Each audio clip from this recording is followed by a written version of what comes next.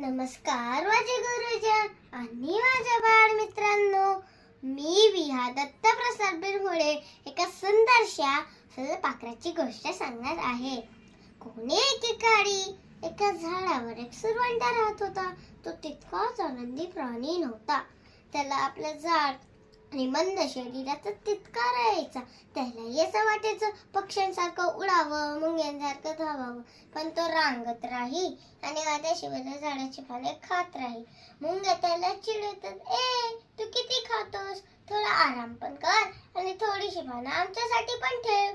मग पानगळी झाली, हिवाळा आला, रात्र थंडगार झाली, सुरवंटाला झोप आली. अशी झोप कधी त्याला आलीच नाही.